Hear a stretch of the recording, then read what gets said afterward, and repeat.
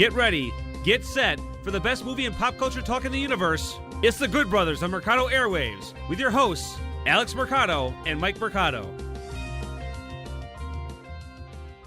Welcome back to the Good Brothers, folks. That's Mike. I'm Alex. We are, of course, the Good Brothers, here to talk about everything in the world that has to do with the television screen. And movie screen, Alex, because any sort of screen. All the screens in the world, good brother. And today's episode, we have a lot of fun things we got to get into. You got to see the new Jordan Peele smash hit, Us. I saw like 6 movies this weekend, Mike. I'm tired. We got to see the new Netflix hit, Dirt. And Alex, you and I got a chance to see the new DC Universe film, Shazam. That's right, good brother. We got to see an early screening of the new, what we're assuming is going to be a big smash hit in the movie theaters. So why don't we start off, though, in the movie that you got to see this past weekend that is finally was the movie that took Captain Marvel out of the first place spot. It is Jordan Peele's second movie as director, the movie Us. I'm going to see it later on this week, so we'll do a complete spoiler review as it moves forward. But for you, you got to see it. You got to see it opening night. How did you enjoy it? And just kind of give us an idea. The thing, obviously, like we saw so many movies, and Dumbo's come out this week, and Netflix came out with this, and we always got to pick what's going to start the show. And I think personally, this is the best way to approach it. Personally, the best movie I saw this weekend was Shazam. Okay. In my opinion. Okay. But I'm not going to bury the lead where Us changed the game again by making $70 million, which is the most for a non-known property. It's a horror film. It's Jordan Peele's second, and I could say he went back-to-back jacks, basically. Cool. I don't love it as much as Get Out. You love it, though? I like it a lot. Okay. I think it's advertised very wrong. Okay. I think the advertising is what makes it good, though. Interesting. But as a film, as we're film guys, like I told you when I come on, I'm like, don't look at it as a gruesome horror film. Don't look at it as a social piece like Get Out. Think very Alfred Hitchcock, which is a big compliment. So think Psycho, or a Silence of the Lambs, where you might not intend, you're not going to, by looking at the cover, by looking at the preview, you're not going to get what it's about. Sure. So don't try to guess what it's about. Just go watch it. At the same time, I think the best way they put it is don't ask a lot of questions of why everything's happening or how everything's happening. Ask why that he decided to do it. Okay. And I think if you go at it like that, you're going to have a better time. Leaving the movie, like I said, obviously we saw Shazam early the next day. That I had a lot more fun with that. I liked it when I was watching. I think Us is fantastic. It's worth a watch. I think I'm with a lot of people where it's not that it's 50-50. I think, because that's the wrong way to say it, because it did score really high. I think where people are upset is that, and not even upset, but I think people are like, Get Out's better. This movie's very good. I don't think this movie is life-changing. I don't think its message is life-changing. Yeah, sure. It's not, how about this? I don't want to see it twice. Are you more excited for Pet Sematary moving forward now that Probably you've seen It. Us? This year, It. Okay. It Chapter 2. Sure. I think that one's the most scary one. I can't wait for Pet Sematary. I just think Get Out, it's a niche movie, man. Sure. Like, I get people that don't like it. And I'll be honest, it amazed me to hear all the reviews say, yeah, it was good. But I didn't love it. And I think that's the best way to prove it. I didn't love it. And Sure. I don't think you're going to love it. But I think you'll like it, Okay. and I think it's worth seeing in the movies. I think Jordan Peele is one of the best up-and-coming directors of our generation. Well, let's grade it out a little bit. Support him. Right, let's grade it out a little bit then. So let's go scares. What grade do you give it? Just scares? Scares. 1. What about story? 7. What about acting? 10. What about directing? 8. Overall score? 7. Okay. So you give Us a 7 out of 10. And I wanted to love it, didn't love it, was very entertained. The acting is the most phenomenal acting I've seen in a very long time. Winston Duke's great. Lupita Nyong'o's great. I loved it. I think they're awesome. Obviously, Black Panther love, and we have the drama Jordan Peele already coming out today saying, I don't see myself getting a lot of white male leads in my movies. Because I've seen that movie, and I don't think that's necessarily wrong. That's this one director says, I am going to do a lot of movies where my leads will be African-American, Hispanic, male, and woman. I don't think that's wrong. No, it's a perspective. Plenty of directors out there. Like, I don't think that's as big of a news story. Yeah. But it did come out, so I wanted us to at least address that drama, quote unquote. But I think we're pretty much on, like, we can read between the lines saying he's not saying he hates anyone. He's just saying if I'm going to make a movie person, I want someone that looks like me. Because when I was a kid, I would have preferred to see a movie more starring me. And Jordan Peele's going to get the They're best his actors. movies. Like, and he he's gonna owes put the best you. How about this? He owes you nothing. Yeah, period. So no one owes you anything in this world when it comes to movies. And just for a point of reference, it does currently have a 95% tomato meter and 72% in the audience score. That makes sense. So right around where you think, though, about 70%. That, as a movie, I get how it's good. Yeah. Very Hitchcock. Like, Psycho doesn't age great, but it's a classic. Silence of the Lambs, some people don't like Silence of the Lambs, but it's a classic. So I think all in all, though, I'm very excited to still go see it. I want to see what he brings to the table. Yeah. Support Jordan Peele. As a film man, you should see it. Yeah, just in general, just so I have it in the archives and it's ready to go. But we do give it a passing grade from the good brother Alex. Grade, watching theater, it made its money. It's entertaining. Like I said, the acting's phenomenal. Probably some of the best acting I've seen in a very long time. Now are you excited? Just excited now for his third movie? Now a movie we had a blast We'll get to it in watching. just we'll definitely get a blast in that one. But before we get out of here, for us, are you excited now for his third movie that he's going to start doing, whatever that is? You know what? Until he shows me otherwise, yeah. Okay. Like this movie was still very good and well. Like I said, the best parts were the directing and the acting. Obviously, he writes, produces, and so you have to be like, well, if I didn't like the writing, that's his fault too. Sure. So he's not perfect, okay. But I think he's found the niche. I think he's found his voice. You can definitely tell his style.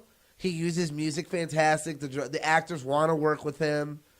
I'm interested to see what he does next. I would like to see him keep going this direction of very Twilight Zone-y things where it's like, this is a different world they're living in. Like, this isn't our world. This is a world where this weird stuff can happen, so don't question it. What's the message behind it? And I'm super excited to see what he does with the Twilight Zones. But that is Alex, the Good Brothers' thoughts on us, and we will give you our full spoiler review next week after I get ahead and check it out in theaters.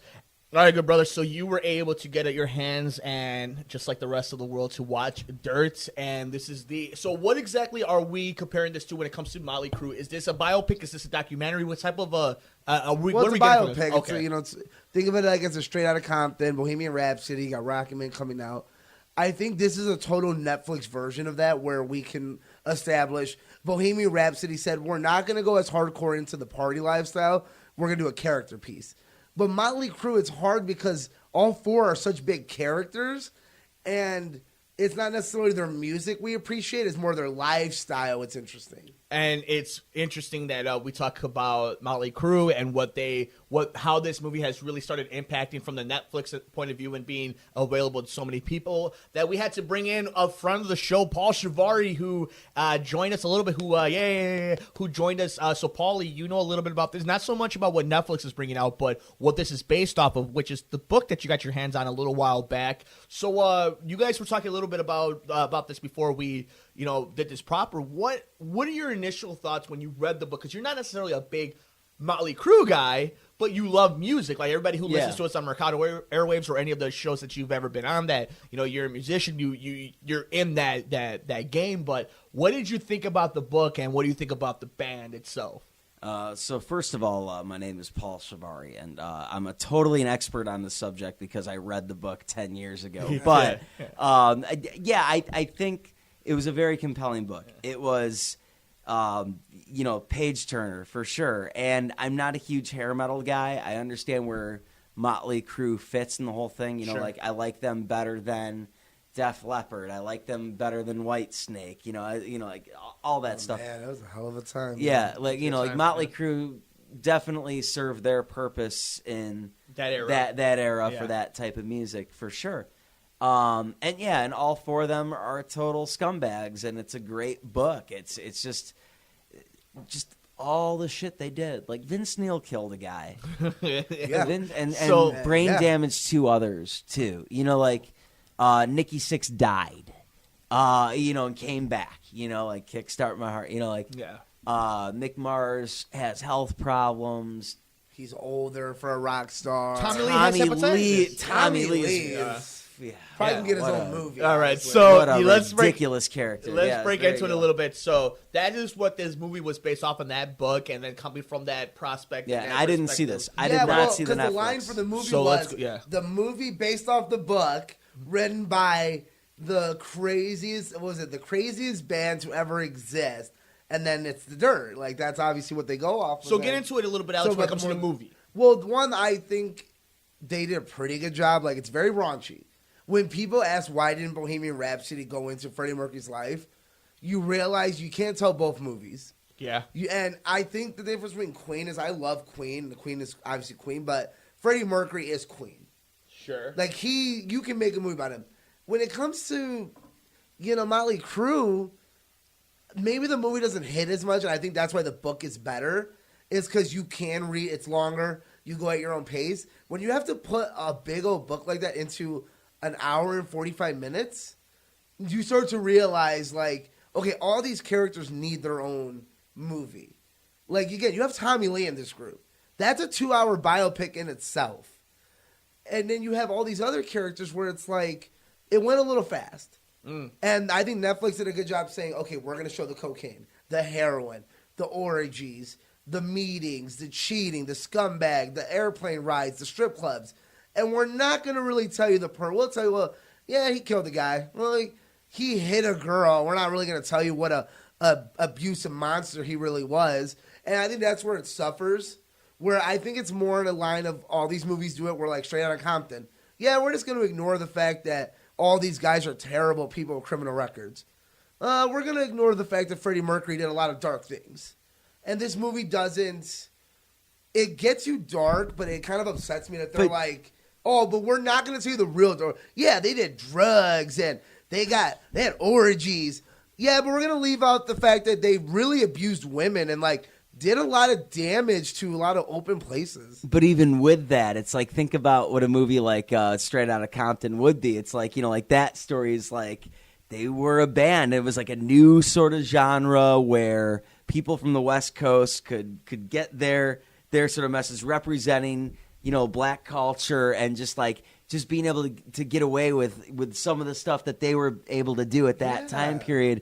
Versus Motley Crue is like, oh, they were just scumbags that just played they had like no fucking they butt got rock, but good for them, Yeah. But the importance what do of they have to have? what it is. What do Good they have for to give? them. What does Motley Crue have to give this world? Nothing. Right. Good for Nothing. them. They made And it it's a off good nothing. story, and it's like, I can't believe they made it a movie, but honestly, if y'all want to get into it, read the book.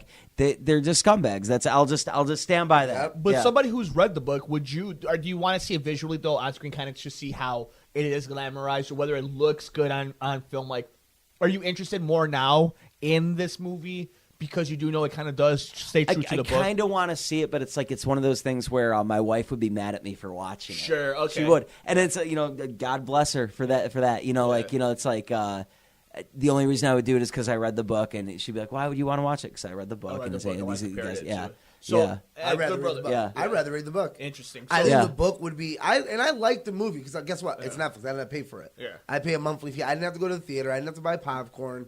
It's not going to be up for any Oscars. It was entertaining, hour and 45 minutes. Sex, drugs, rock and roll. I think that's the best thing to say. It is like Motley Crue is who is Motley Crue? Like they're a bunch of kids who never should have done anybody's, who had no desire to change the world, but it's like, we're going to be goddamn rock stars and party. Well, I mean, And if they you want to talk did about the it. band, like Nikki Sixx had a vision for the band. That's kind of like why they were who they were. McMarr totally talented. Tommy Lee dedicated the drums and the showmanship and stuff like that.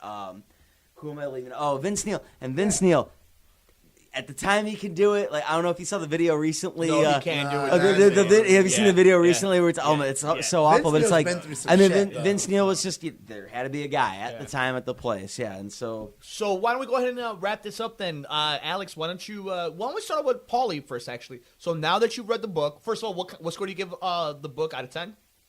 As a read? Like as a read? Yeah. It's been so long, but like At the time, what did you feel? Did you think it was a 9 out of 10, a 10 out of 10? I mean, as far as like for me, likability in terms of like just, I mean, it was The Dirt. Like I thought it was well done. I'd give it like an 8 out of 10, a 9 out of 10, somewhere in there. Like yeah. So now, as in hype for the Netflix movie, if you ever got the chance to see it, or your curiosity towards it, Yeah. would you give it about an 8 or a 9 as well? Just kind of just see what it has to offer when it comes to comparative to the book and what you know of Motley Crue. As far as rating my like likability of wanting to see the movie, I'd put it like a 6 out of 10. Okay. Like I don't know. Like I read the book. I don't think I need to see the movie. Like how well done is it? Like how cinematic is it? How I mean, well it's they put a lot of money into it. They definitely put a lot of money into it.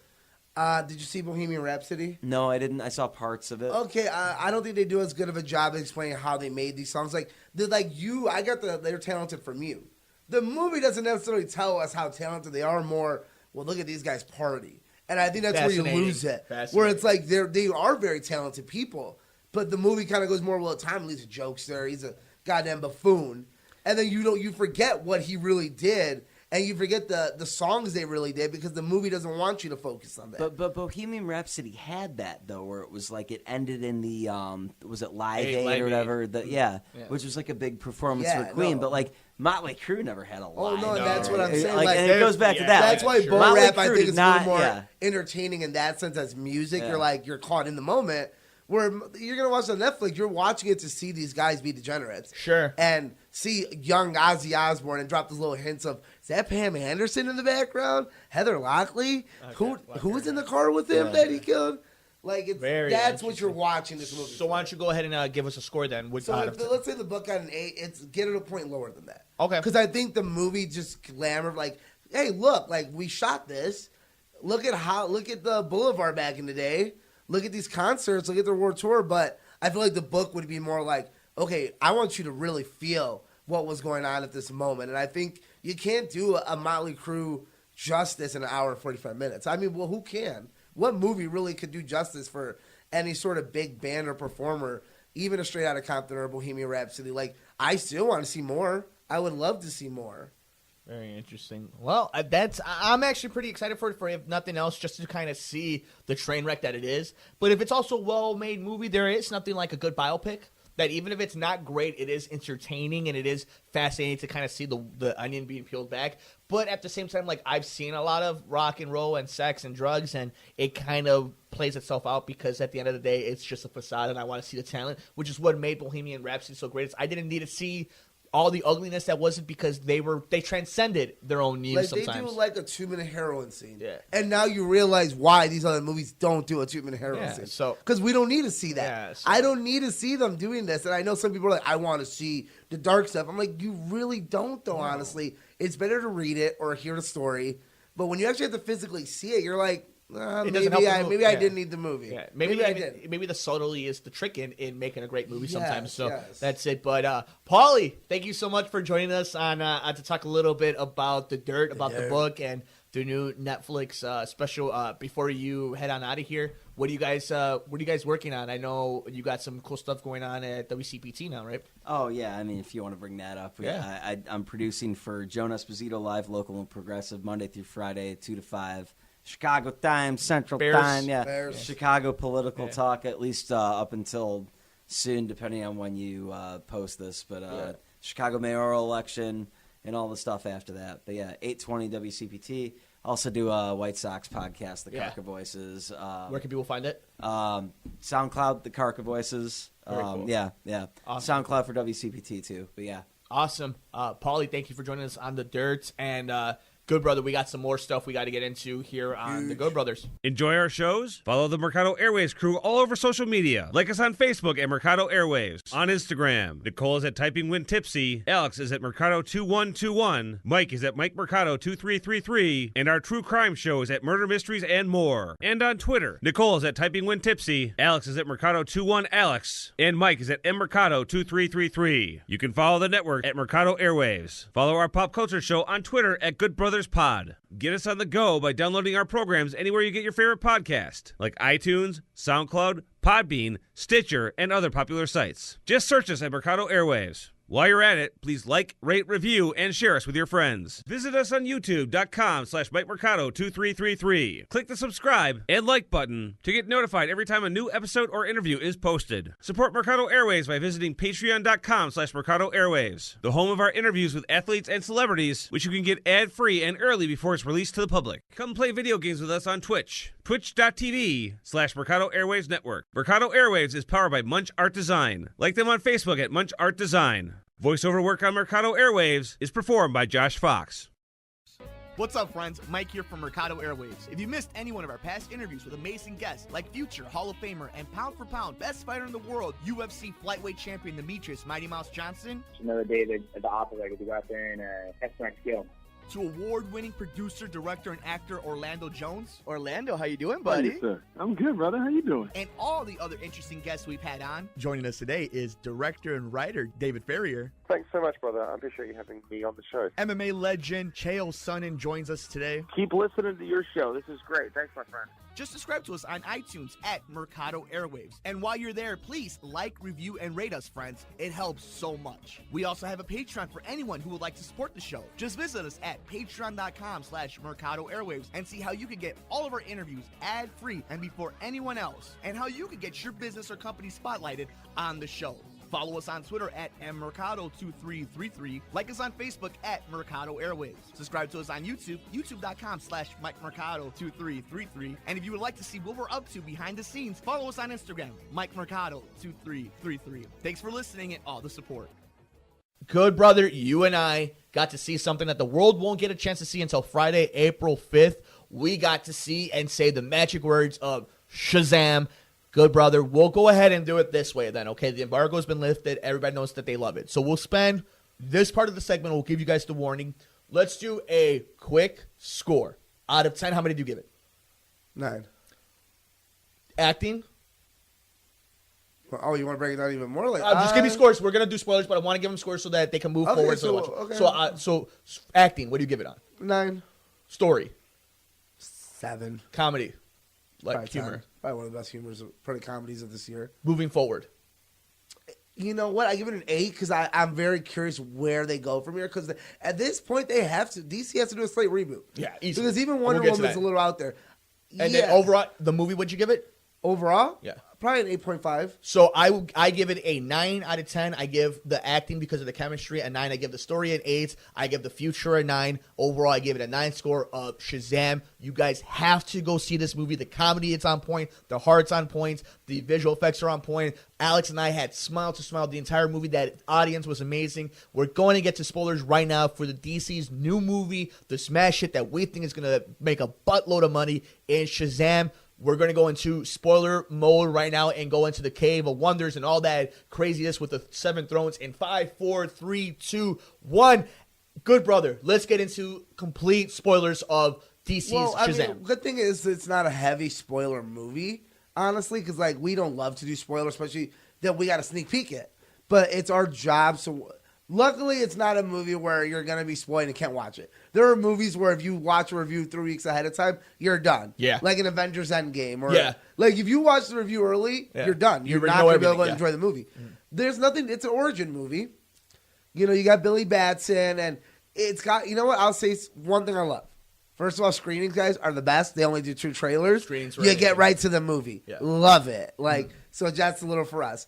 I love how much heart this movie had. It had no right to have as much heart as it did. No right to make you feel the way you felt sometimes with his mother, with his real mom, and with these adopted children and their relationship and this friendship. Like, there was no reason for you to be walking up there like, that made my heart happy, yet it did. And the humor is just a background to that. And I think Zachary Levi really has this enthusiasm that you haven't seen since like a Chris Pratt in Guardians of the Galaxy. I'll say this, like people are saying like a Christopher Reeve style of just he's so humble to be there. Yeah.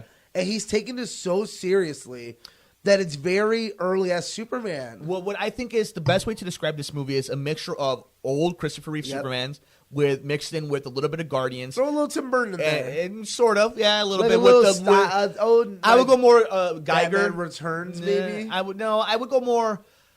I would definitely go more like Alien, like Geiger type of stuff, where it's like more grotesque type of like. No, I would go more Guillermo del Toro type of. See, we're in the same area where it's very weird at times. I think that's very the best weird. way. Since we're maybe like two weird we'll go ahead and directors. talk about it. So now that we are in spoilers, he goes against these. The story of Shazam is really out there because it has to deal with wizards and it's not like the Superman. old gods, and this was an Earth where Hercules did exist, and Amazon women exist, and a King of Atlantis exists. But even that's so much more easier to explain than fucking wizards. Like, think about it. Like, I could explain Aquaman, like, what's Atlantis. I could explain Superman. He's an alien. I could explain... So the wizard threw you off. Not the whole Mercury and Hercules and Princess Diana is the woman who doesn't name. No. But the wizard threw you off. Because, like... we have a cyborg running around. No, I understand that. But still, the wizard is the weird part. They're like, aliens, Mike. That's how crazy this movie is. Fascinating, Mike. They literally fight the 7 deadly sins. If you're telling me that that's literally more plausible than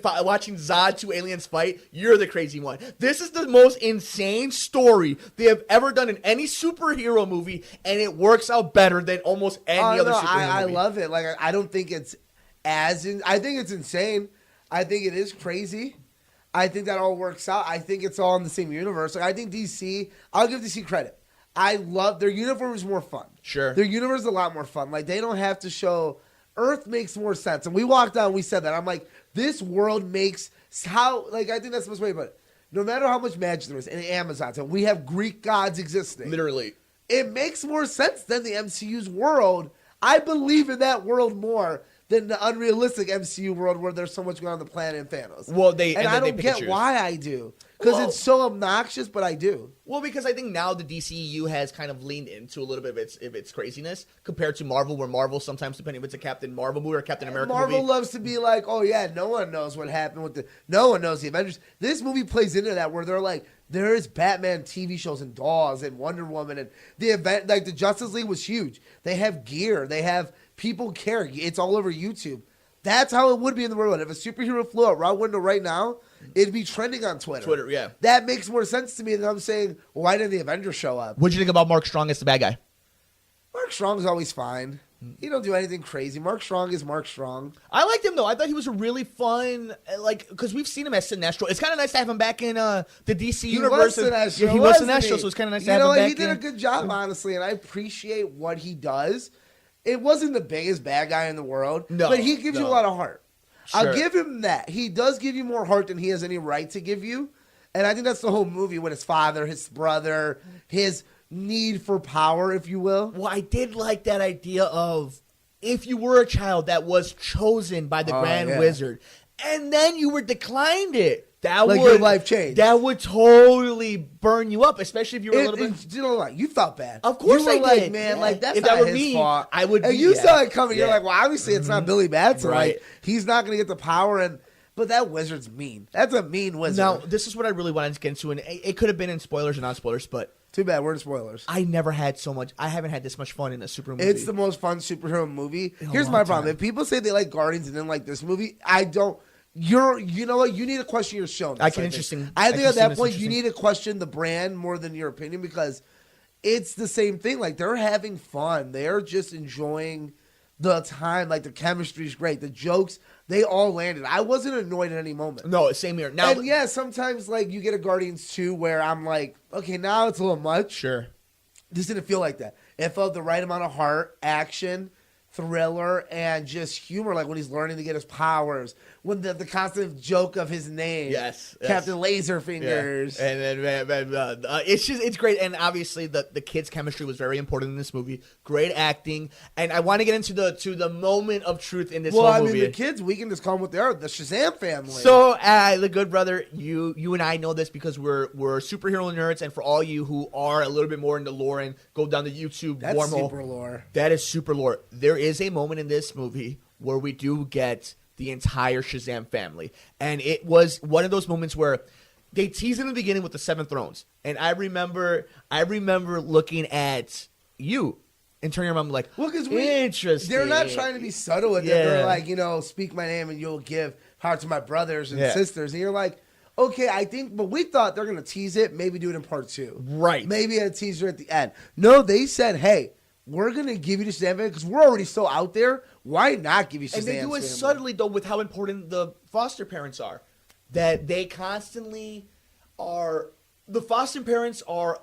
They embrace everything. They were great. They were amazing. They were literally I get to see him on Walking Dead every week, and I love him. He's just...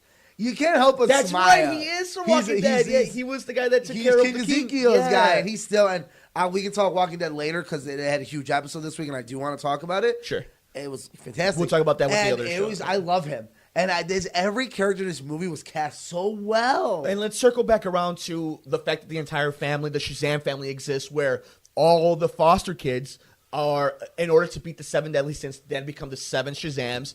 And it is a great moment. Here's another little trick, though. It's only 6 of them total. There's room for one more. Oh, there's maybe room for one. And You're that's totally right. But I think that's where we get Black Adam. Interesting. Or whoever turns into the Rock. Another family member. I think that's where we're going to get. Can we get into that? There technically is one more. Let's get into that. In the beginning of the movie, they mention a former brother or sister that turns on them and becomes evil. Do you think that they were talking about Black Adam in that moment? Yeah, that might be him, because they do mention, like, I gave this power willy-nilly to someone one day, and they abused it, and now I will no longer do it. And, I can't think of the actor's name that plays the Shazam wizard, but he's in everything. He's in Guardians. Yeah. He's everywhere. He's our guy from Gladiator. Yeah, he's just the greatest, one of the greatest voices Yeah. out there, greatest character actors out there. You might be right. That might be a really good guess thing. Like, that's him. And maybe he's just been hiding or buried or some sort of weird kryptonite thing. So I want to get into two things post-credit. So post-credit, we did see that there is the little bug that they teased in the beginning that, again, has to deal with lore that's really deep in Captain Marvel. Yeah. But we get the Superman scene that kind of is a mid-bet between both of us, because we both knew Superman would be in this movie. It just depended whether it was Henry Cavill as Superman. Here's what's coming out now. And, like, you know me, I love me some dirt every now and then. Sure. Here's what the studio did, basically. They put that scene in for 2 reasons. One, the rumor is they're re-signing Henry Cavill. Which would be awesome. Which, that's the heavy rumor now that he's Love it. resigning. Would love This was a test by everyone, by these producers and head studio hunches saying, listen, people still like Superman. They want him. Yeah. They want Henry Cavill. I know we can't put him this way. We haven't signed him. But if this is popular and this makes money, there will be a Superman movie coming out. How wonderful was that scene? I will go to depth on this, guys. Henry Cavill will be Superman. And by 2021, there will be a Man of Steel 2. And it's because Shazam is successful. Oh, and I hope you're right. This is one bet that I really Say hope I'm right, wrong. Mike. No, Say it. I won't, but I really hope that you are right, because I want to be wrong in this bet. Yes. I love Henry Cavill. And that scene, that enduring scene of seeing... I forgot his name. I'll get all the names right now. But to see him and then Zachary Levi come in, and then his joy of seeing Superman. I brought another friend with me. I didn't Superman. The audience alone was like, "Oh my god, it's Superman, guys." Do you want to talk a little bit about the audience, how amazing it was? I just think it's funny with the audience. It's like they didn't even have to show Superman's face. Yeah. For us all to turn into little children and be like, "Superman, it's Superman, guys, it's Superman." All right, so it's Dijman Honsao, who is the old wizard back in it. It is Asher Angel as Captain Marvel as the boy, as Billy Batson. And your guy is Cooper Andrews. He's the foster dad. One of the greatest young guys. Marta Milans is the mom. How about Jovan Arman? He's Pedro Pena in the movie. He's the little Hispanic boy. What's funny is they kind of judge it silently. He's a homosexual character. In the movie? They drive it subtly because they were talking about looking at this at the strip club, and he walks out and he says, "It's not really my style." Oh, and okay. I believe if they look into it, that part of the Shane family is part of the LGBTQ community. Very cool. So I would love that because that's a very subtle way to add it in. That's Be very like, good. Hey, I like what you did there. I saw that. I was like, wait a minute. You know what? Good for you, movie. I like the diversity right here. But the chemistry between Zachary Levi, Asher Angel, and Jack Dylan Grazer You can tell why they threw was him out amazing. there. But you know why. Jack Dylan Grazer was much more than Zachary Levi and Asher Angel, who were wonderful as Captain Marvel, as Shazam. Jack, it was just such a great portal for us. He's wearing in that movie. superhero shirts. He's on the YouTube. Like, he has a bad leg. So, he's like, all this. We want to be superheroes, but we'll accept just knowing about them and living their lore. And he's us. He's wearing Aquaman t-shirts and Wonder Woman t-shirts, Batman t-shirts. He's supervillain. Right. And he's great. He has some one-liners. He steals every movie he's in.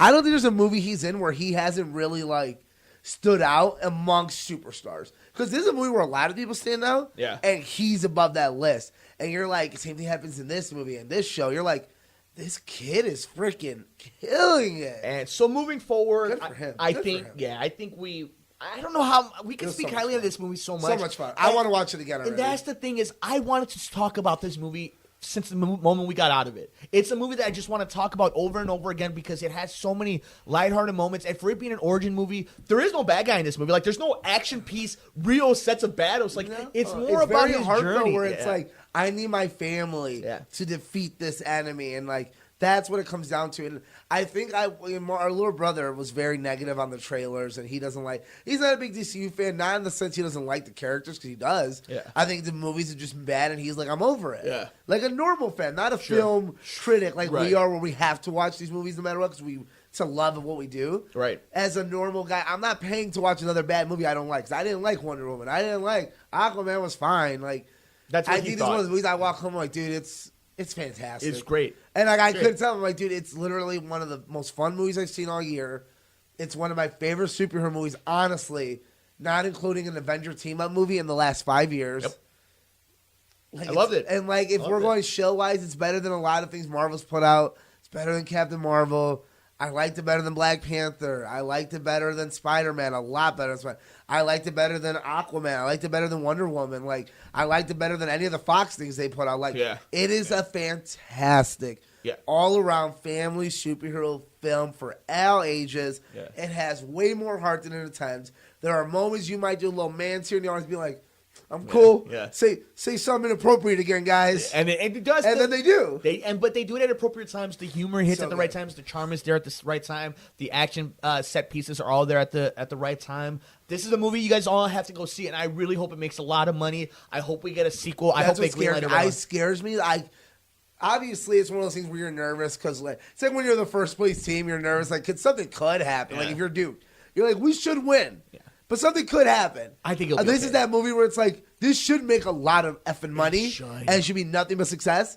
But something could happen where it's like that one movie where it's like, well, why didn't it succeed? I think it will make a lot of money. No, I do too, but that's why I'm scared, because I like it so much that I just don't. I want it to. You want it so bad to be successful. But I think what's happening too is people are just so hungry for Avengers and Endgame now that they're just anything. If it's luckily, good superhero, luckily that's far enough away. I think the fact that it is a whole month away, and that Dumbo's gonna do Dumbo like Christopher Robin, where I'm gonna go watch it. It's getting so. It's a Tim Burton movie. It's gonna be a Hot Topic movie where, like Alice in Wonderland, the hardcore people are gonna love it, and a normal movie critic's gonna be like, it's fine. It's literally what I said it was gonna be. A Tim Burton movie. It's going to be very okay. It's going to be very okay. But we're not going to lie and say, well, they make billions of dollar movies, guys. Sure, it won't make nowhere Maleficent made a lot of money. It won't. And teenage girls like it. That's not the same. Dumbo won't make nowhere near any of the same money that Cinderella, Maleficent, Lion King. No, it'll make Alice in Wonderland movie. It'll make like $500 million, $600 million.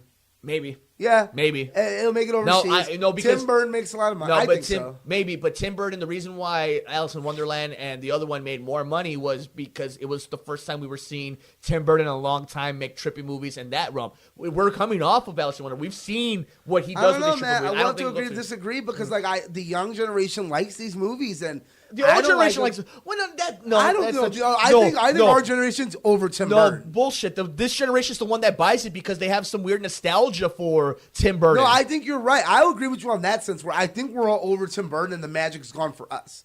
I think kids and this younger teenagers are very. What has he made for? What has he made? Like I said, if it's anything like Alice in Wonderland, that's a success. But that movie's not for that generation. That movie was for our generation. So what has Tim Burton ever made for kids? That's a different argument. That's a different argument. What is Tim? But I'm asking you. I'm not saying this movie's going to Tim Burton. I'm saying his style and Dumbo will make $600 million. Well, we'll see. And you know what saves them? Shazam doesn't come out for another week and a half still. So they got a whole 2 weeks to get this money. Shazam comes out in 1 week. Yeah. So they have a whole weekend by themselves where us made its money. Shazam's gonna make boo-foos. It has a week. If it makes enough and overseas. I think it'll open up in second place this weekend. Oh, okay. Bet? Want to bet on the show? Bet, yeah. Okay, so the only bet we're doing right now is if it'll be in first or second place. Dumbo goes in first place. Dumbo will be in second place. Okay, so that's our bet. What do you want to bet? Oh, slice of pizza. Nah, that's boring. I want something on your wall. No, you can't have anything. See, I'll make you. I either get one thing on your wall, like a prize rack, or if I lose, I have to put something on the wall that I love. I have really cool stuff on my wall. Well, you got to pick a shelf then, Mike. No. You got to give me 3 options, and we're going to film me picking out those 3 options. Absolutely not. Make the deal, Mike, if you're very confident. No, absolutely not. Alex, not confident. Moving forward, Alex, lastly, I guess the only thing we can say about this is You have to go see this movie. Yeah, I'm sad that you have to wait a week, people. Yeah. I'm sad that I have to wait another week because I want to see it now. I totally agree. I would love to go see it one more time, and then another time, and then put it on my Netflix and watch it again, and then again. Shazam. Alex, Really? yeah, that was a great scene. Go watch it. Alex, we have some more stuff that we need to get into, but this time we're going to jump into the television world. 2 shows that you love one of them very much. I love one very much. One of ours is ending. The other one should have ended a long time ago. Supernatural has finally come to an end. Season 15 will be the last season. Alex makes fun of this show. Most shows, including some of the greatest, would give up half of their staff and most of their accolades to have 15 seasons of 23 one-hour episodes. One of the most successful, important television network shows we've ever had. I'm going to take my 30 seconds. It's so hard to say. No, in all seriousness, Mike's right. Like, I joke on the show, and I tell Mike, I'm probably going to watch him now. I think I was waiting for him to finally end and be like, this is it. And I know the joke of we're fighting the Super Devil now and then the Super Duper Devil. But as a show, these actors are fantastic. I loved seasons, I think, 6 through 10, 6 through 11, like, most people's where it was at its 10. peak. Let's be honest, it was The peak. peak. Like Peak Simpsons has its seasons, but it keeps going. Like, you got to show nothing but love and respect for a show that made its niche, found its audience, this diehard, and it found the CW audience where it wasn't a normal CW little girl audience, where it was it brought people to CW. And without this show, you wouldn't have your DC shows. This show was the reason you got Arrow. It did. Which was it brought let's be honest, it brought the male demographic back to CW at the same time keeping these young teenage girls who are like, well, these guys are gorgeous. I'm like, well, yeah, they're gorgeous. Without having an IP. This wasn't like Angel, that was a spinoff of Buffy, Nope. which was a remake of a movie. This wasn't like Flash, Arrow, Legends, which is based off of an IP. This was a show that somebody came up with about the FBI, about X-Files mixed with Unsolved Mysteries, mixed with Throw with a little teen drama. And they created... First of all, it's one thing when you have working actors like Jared Padalecki and Jensen Ackles and Misha Collins who they have roles that are synonymous with television. Yeah, and they're Jeffrey never Dean going Morgan away. literally is one of the biggest stars on television and in movies for a little while. Who has the biggest role? Hey, Small World. He's in both our shows. Is one of the mainstays of Supernatural.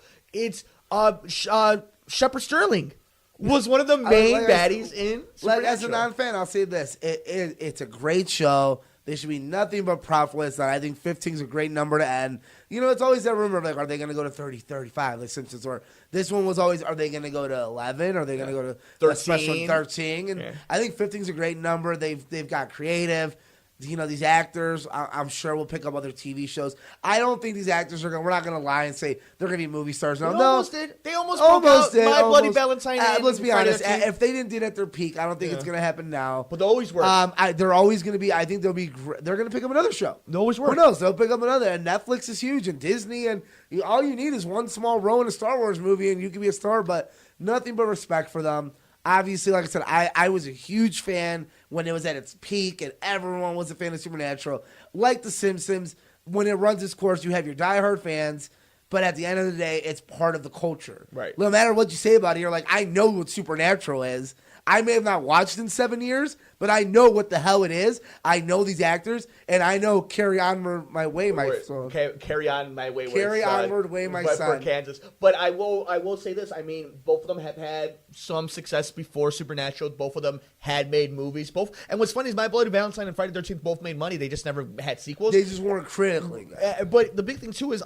Jason Ackles has been one of these cats that has always been rumored in these big motion pictures. Robin, or Nightwing, Red Hood. He's always been rumored. Well, they're both great voice actors too. Well, Jason Ackles is one of the best. They make their money, And like I said, nothing against the show.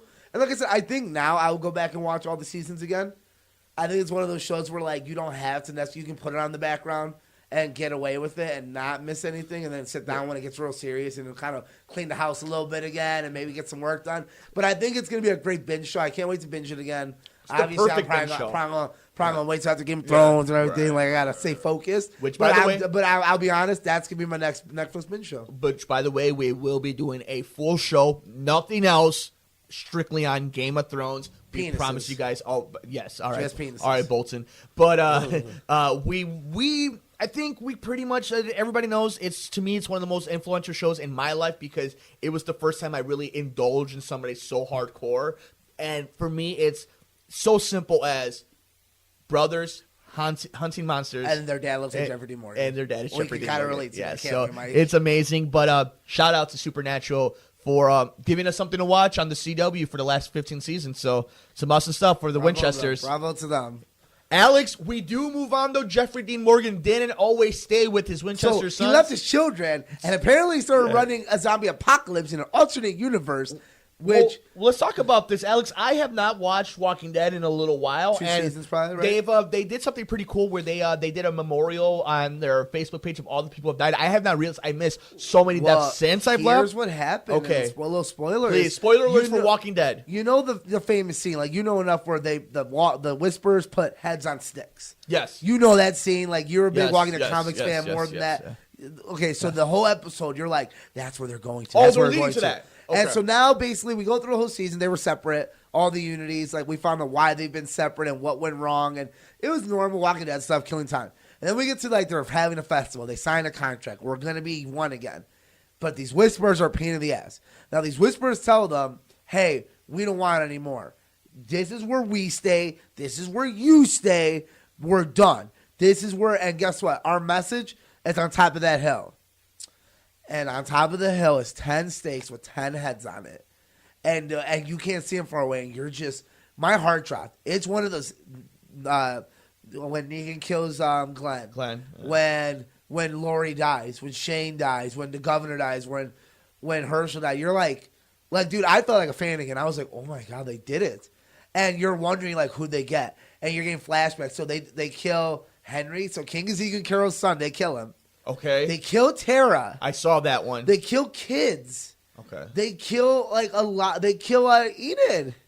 Did they? They killed about 6 normal studies. Well, was she? Eden had moved on from Carl. She was dating some boy. She was dating one of the boys in Alexandria. So she's gone. So They basically said, okay, these are your favorite characters. Mm-hmm. Instead of killing your favorite characters, we're gonna kill their loved ones. And to me, I'm like, that's ballsy. Because you could have killed King Ezekiel, and I would have been like, that's fucked up. The fact that you kill his son and Carol's son and Daryl's little brother, basically, I was shocked, dude. Like, Tara is in charge of the hilltop. Well, first of all, what happened with Maggie? So Maggie obviously got written off, and they're throwing shade at her. Well, she just got over the colonies, so she went to a bigger one as like an associate of this big. That's where we're going to get later seasons, apparently. It's like this Washington, D.C. of colonies where they're the most advanced. They got everything a little more put together compared to the country. She took her child with her? She took her child with her, and obviously that was Lori Cohen getting written off. Yeah. And they started throwing shade at her, saying, well, like,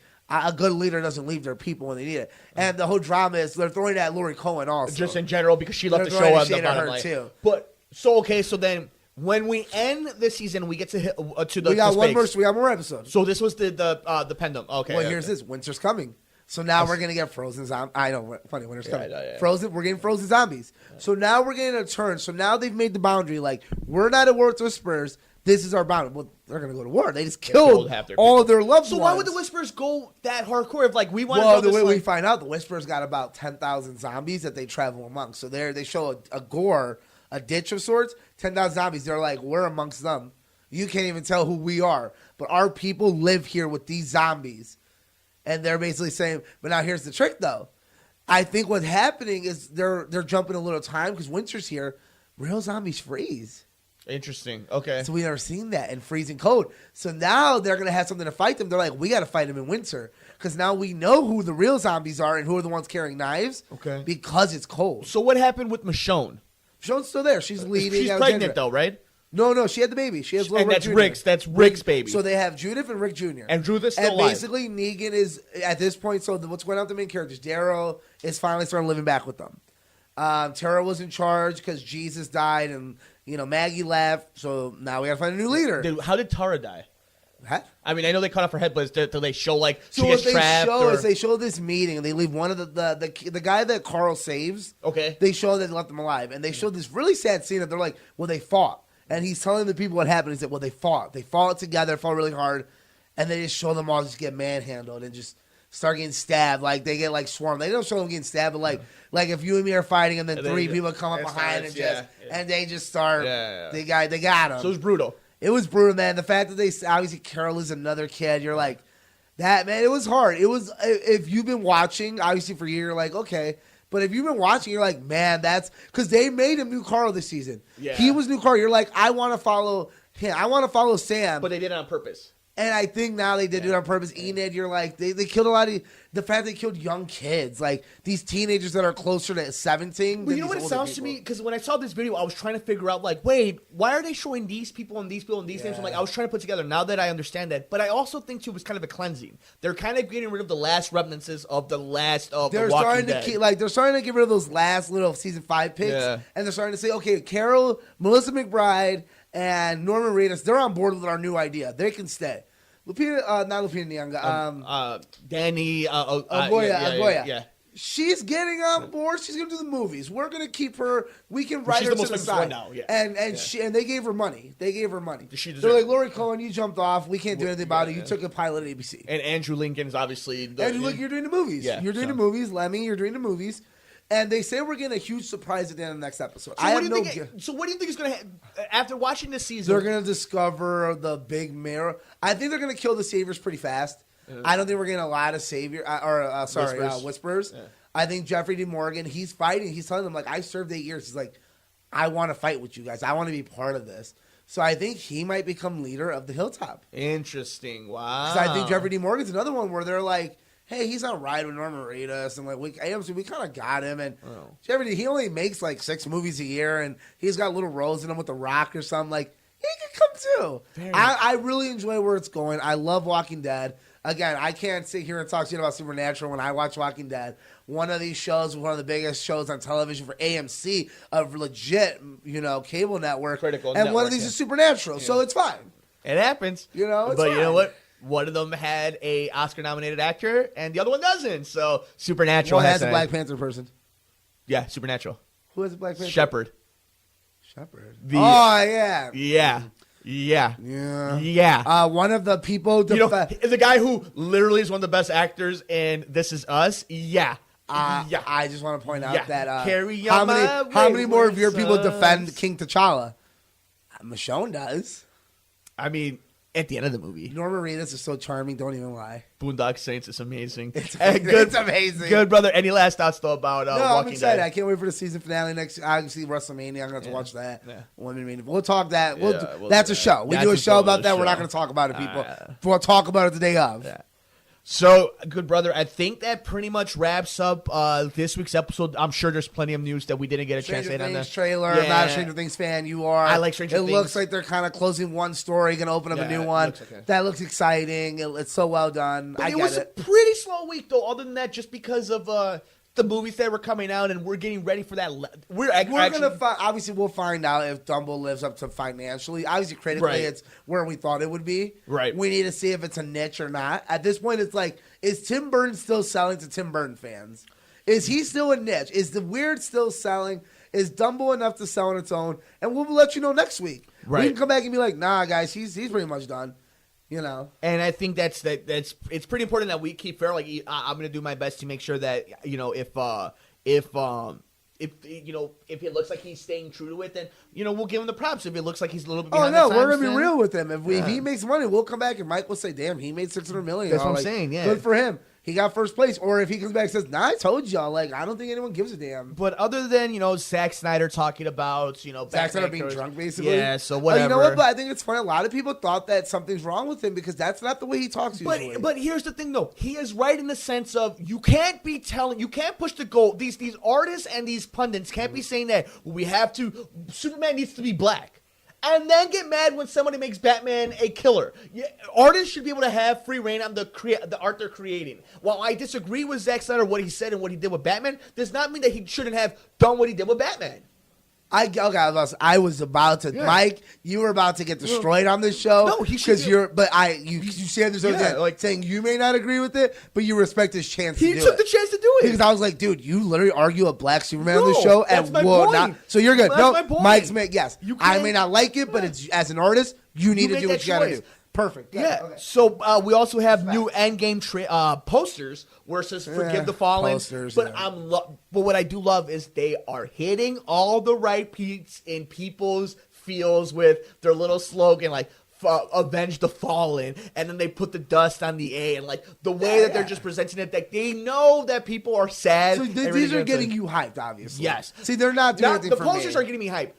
The fact they know what people are talking about is making me hyped. They I know what won't be people hyped want. for another 2 weeks. We also know that it's a 3-hour and 2-minute movie. Good. It's I'm not official going to drink runtime. any liquids Can't. till I get there. Can't. Till the first trailer, I'm going to be like, Seriously. and go. Seriously, I mean, you really can. Mortal Kombat comes out in 2 weeks, Alex. We're going to Can't have a wait. full Can't show wait. about that. Man, Mike, how many times you're going to lie in the air and say you're going to win a game Every single time. You're going to lose every one. And also some more. We are wrapping up and roaring for John Wick 3. So it is all coming together, Alex. April is going to be a very fun month. And obviously for all you sports entertainment fans, in just less than 2 weeks, WrestleMania. This weekend. Next weekend. This weekend. April 5th. You sure? Yes. Yeah. I thought it was this weekend. No. This weekend is still March 31st. So it's Okay. the first weekend of April. We will have, so that means on the next episode of The Good Brothers, we will have our WrestleMania preview discussion. Then the week after that, we will get ready for our Game of Thrones discussion. But in case you missed it, the main event of WrestleMania will be Charlotte Flair versus Ronda Rousey versus Becky Lynch. And Becky Lynch was on this very network, so make sure you check out that interview right now. She calls this moment and says she will be in the main event at MetLife Stadium. And now we find out. Did you it think is that it official. was never going to be the main event? I always thought it was unless it lost too much momentum. But if not now, then when? I think it was. But if it's honestly one of those, if not now, then when? We thought this Yeah. was. Yeah, we're like, But if you don't do it now, then you're never you going never to. can do it. But it is official, so make sure you guys check out that interview where she talks about that, and it's going to be some very fun stuff. Big fans here. And Alex, as we are wrapping this up on a Wednesday night, Thursday afternoon, the beloved Chicago Cubs and the rest of Major League Baseball will have their first pitch in the 2019 season. Cubs win World Series. They're going to go 162-0, regular season record, at least 10 perfect games. The entire squad is going to hit above 300 average. Javi Baez will win the MVP, Gold Glove, and a Cy Young in the same year as Chris Bryant wins co-MVP, Cy Young, And Gold Glove. and Rookie of the Year And somehow. Rookie of the Year They'll win somehow. Rookie of the Year as somehow. Well, that pretty and much- Yu Darvish will win a Cy Young. I guess that pretty much wraps it up then, Alex. Good brother. Any last thoughts? I have last thoughts, but Mike, did we catch them all? Oh my goodness, good brother. This is why you get paid the big bucks. Before we get out of here, I almost forgot my bracket was Round two. doing Right. absolutely amazing until we had the Sunday of the first weekend of the NCAA tournament. But we have had The our real own, tournament. the real The tournament. more legit. Yeah, Duke is fine, and you upset. North Carolina. This is the real tournament, people. If you don't have a bracket for this, and if your bracket's still not busted, this is where the money is. This is where Vegas should put the odds on. The first annual Pokemon, what is it, third annual Mercado Airwaves, though? Yeah, so- first Pokemon Yep. brackets. You ready to do this? Let's go Let's round go two, to my the dude. Ash. Yeah, we go with the number 1 seed Mewtwo against the 4 seed Onyx. That's Mewtwo. Mewtwo. That wasn't even close. There you go. That So, might be the only non-close one, honestly. How about in a 6-2 matchup, Vulpix versus Growlithe? Growlithe. I agree. Oh, we're agreeing a lot this week. Yeah. I think we're going to agree a little more until we get the middle 2 rounds. I feel we'll agree on, and then a championship we're going to fight each other again, or a final. four. Yeah, I think so, probably. Moving on, Alex, how about this in the Misty region? The number 1 seed Squirtle versus the 4 seed Snorlax. Squirtle. You know what? That's hard. This is the hardest game. This is Duke UCF. Interesting. This is Okay. Duke UCF, Yeah. where you have the Giant versus Zion, and Squirtle is Zion. Squirtle wins though. Totally agree. We move That's on with a the good number 1 analogy. seed. I like that example, right? Snorlax is that big mofo. Finishing off the Misty region, how about the 3 seed Butterfree versus the 2 seed Ghastly? And see, this is hard for me because this is where my bracket got ruined because I picked neither of these. Yeah. So I had to kind of go on the fly, and I'll be honest, I'm more of a Butterfree fan because he made me cry as a child, where Ghastly made me angry. I think if it were Hauntar or Gengar, I would go with it. Now you agree with me on But that, right? because of not in this specific matchup, I'm going to go with He Butterfree. made me Moving cry. on. He made us feel. So moving on to the Brock region, the 1 seed Charizard versus the 4 seed Eevee. I'm going to go Charizard. You know what? I got to be fair. We can't count all Eevee's evolutions. Eevee can only carry so far as Charizard. Okay. Charizard doesn't make it past the next round, Mike. I'm sorry. Well, you'll find out why if he does or not in a second, because he will either go against number 6 seed Mankey or the 2 seed Bulbasaur. I'm going to go Bulbasaur. I don't think Bulbasaur is going to get past Charizard. I think we might go to arbitration. Yeah, we'll see. So moving on and finishing off the Oak region, it is the 1 seed Pikachu versus the 4 seed Magmar. I'm going to go Pikachu as the 1 seed moving forward. You know what? I'll be honest. I like Magmar better. That's fine. I think Magmar had better episodes. Sure. He looks cooler. He's stronger. And I'm over. It's not Detective Pikachu. So I'm over Pikachu. So you ready to do this? Let's go to the third vote. It is either Pikachu or Magmar. It goes to Magmar. Moves on to the next round. I finally got an upset. The upset has happened. I thought Pikachu was going to make it to guess what this is going to lead to? Magmar Charizard rematch in the Final Four, Mike. Maybe, but it's not going to be easy for Magmar because it's either the 3 seed Gyarados or the 2 seed Sandshrew. Oh, I got Gyarados. Never mind. Ooh, next round's going to be fun. Right. So on next week's episode, when we break down WrestleMania, and it will be the Elite Eight in the, it will be the Final Four weekend when we get to do this. We might have to do 2 rounds. We'll do both rounds next week. Finish it off, or we'll go finish to championship it off. No, we'll finish it off next week. Yeah, okay. Next week's the final. Next week we'll finish it off. We're going to so get it all in one day. You ready to hear the matchups? Yeah, let me hear next week. To finish off the Ash region, it will be Mewtwo versus Growlithe for a chance in the Final Four. Tough game. And the other matchup in the Misty region, to get to the Final Four, it will be the 1 seed Squirtle versus a 3 seed Butterfree. I think that's going to be a little easier, but okay. In the Brock region, it will be the 1 seed Charizard versus the 2 seed Bulbasaur. Tough game. And in the final matchup in the Oak region, the 4 seed Magmar versus the 3rd seed Gyarados. That's going to be game of the week. That's game of the week. That is going to be amazing. So, week, without really giving too much of your hints, Mewtwo, Growlithe, Squirtle, Butterfree, Charizard, Bulbasaur, Magmar, Gyarados. Who's your favorite out of those 8? Squirtle. That's a good one. I love Charizard. That Magmar, Gyarados. Who's your sleeper? Magmar, Gyarados, right? Yeah. Whoever wins that has a chance to win the whole thing, I think. Charizard's moving on from Bulbasaur, but, I mean, that all depends on third vote, depending on how we're feeling that week. I'm going to have to really fight that this week and sleep on, do I want to screw him over, or do I want to... Because I like Bulbasaur's good, man. He's a real low-key good. Honestly, the easiest is I don't know. Mewtwo Growlithe is going to be interesting. I think it will because it's a dog. Like, how do you know it's a dog, dude? But it's kind of a dick sometimes. But then it's the fact that he's the coolest Pokemon is Mewtwo. So it's one of those weird moments where looking could be Growlithe. It's totally a good point. It's going to be arguments. We're going to have to give a little time for this next week. How much are you enjoying the Pokemon edition? Oh, I love it. I think it's way better than MarchMadness. Yeah. Like, if you're not doing this one, you're dumb. But we last year we were able to do Pixar's movies, which was really fun. I like this one. No, the year before that was Pixar. I think last year was Disney. Yes. So that's pretty cool that we switched it up. Yeah, we did switch it up. We confused people. Yeah, we did. They were wondering, why is your Wreck-It Ralph in my Pixar category? It's not Pixar. Yeah, it's not Pixar. But definitely next year's we might do, depending on how great Detective Pikachu, we keep talking about it. But I have a feeling that next year might be a contention, or maybe even later on this year we'll do another Pokemon. I want to do Alex's best tank top. That is very true, but Instagram will not allow us to post that picture. Yeah, apparently too much nudity. All right, good brother. Now, apparently I have to wear pants when I do tank top pics. Please put pants on. Now, Alex, do you have any last thoughts? For now. Thank you guys so much for joining us on this episode of The Good Brothers. Thank you so much, Alex, for joining us. It's been a long day in the studio, so we appreciate you sticking around, and we appreciate each and every one of you guys always joining us on each and every episode of The Good Brothers. For the good brother himself, Alex Mercado. Catch them all, y'all. I'm the good brother, Mike Mercado. Enjoy First Pitch. Go Cubs Go. We'll see you in the next episode of The Good Brothers on the Mercado Airwaves Network.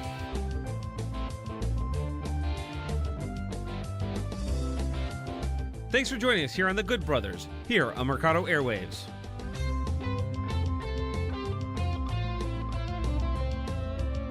Enjoy our shows? Follow the Mercado Airwaves crew all over social media. Like us on Facebook at Mercado Airwaves. On Instagram, Nicole is at Typing When Tipsy, Alex is at Mercado2121, Mike is at Mike Mercado2333, and our true crime show is at Murder Mysteries and More. And on Twitter, Nicole is at Typing When Tipsy, Alex is at Mercado21Alex, and Mike is at MMercado2333. You can follow the network at Mercado Airwaves. Follow our pop culture show on Twitter at Good Brothers Pod.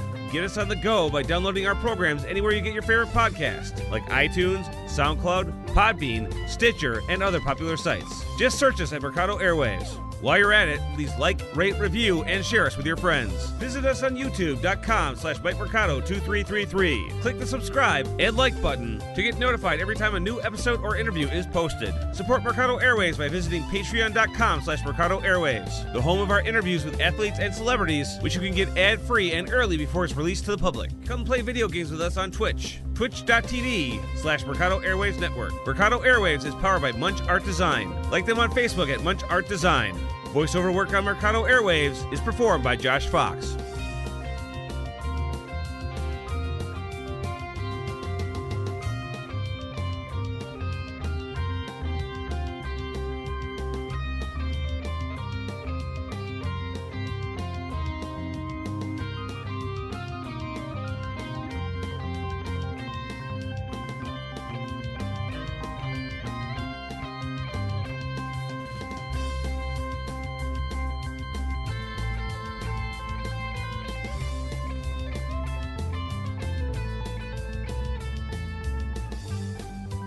Enjoy our shows? Follow the Mercado Airways crew all over social media. Like us on Facebook at Mercado Airwaves. On Instagram, Nicole is at Typing When Tipsy, Alex is at Mercado2121, Mike is at Mike Mercado2333, and our true crime show is at Murder Mysteries and More. And on Twitter, Nicole is at Typing When Tipsy, Alex is at Mercado21Alex, and Mike is at MMercado2333. You can follow the network at Mercado Airwaves. Follow our pop culture show on Twitter at Good Brothers Pod. Get us on the go by downloading our programs anywhere you get your favorite podcast, like iTunes, SoundCloud, Podbean, Stitcher, and other popular sites. Just search us at Mercado Airwaves. While you're at it, please like, rate, review, and share us with your friends. Visit us on youtube.com/MikeMercado2333. Click the subscribe and like button to get notified every time a new episode or interview is posted. Support Mercado Airways by visiting patreon.com/Mercado Airways, the home of our interviews with athletes and celebrities, which you can get ad-free and early before it's released to the public. Come play video games with us on Twitch. Twitch.tv/Mercado Airwaves Network. Mercado Airwaves is powered by Munch Art Design. Like them on Facebook at Munch Art Design. Voiceover work on Mercado Airwaves is performed by Josh Fox.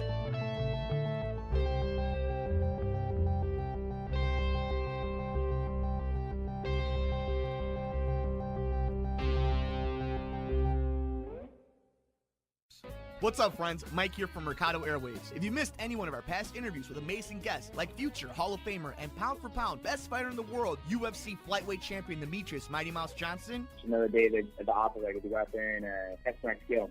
to award-winning producer, director, and actor Orlando Jones. Orlando, how you doing, buddy? Hey, sir. I'm good, brother. How you doing? And all the other interesting guests we've had on. Joining us today is director and writer David Farrier. Thanks so much, brother. I appreciate you having me on the show. MMA legend Chael Sonnen joins us today. Keep listening to your show. This is great. Thanks, my friend. Just subscribe to us on iTunes at Mercado Airwaves. And while you're there, please like, review, and rate us, friends. It helps so much. We also have a Patreon for anyone who would like to support the show. Just visit us at patreon.com/Mercado Airwaves and see how you can get all of our interviews ad-free and before anyone else, and how you can get your business or company spotlighted on the show. Follow us on Twitter at mmercado2333. Like us on Facebook at Mercado Airwaves. Subscribe to us on YouTube, youtube.com/MikeMercado2333. And if you would like to see what we're up to behind the scenes, follow us on Instagram, MikeMercado2333. Thanks for listening and all the support.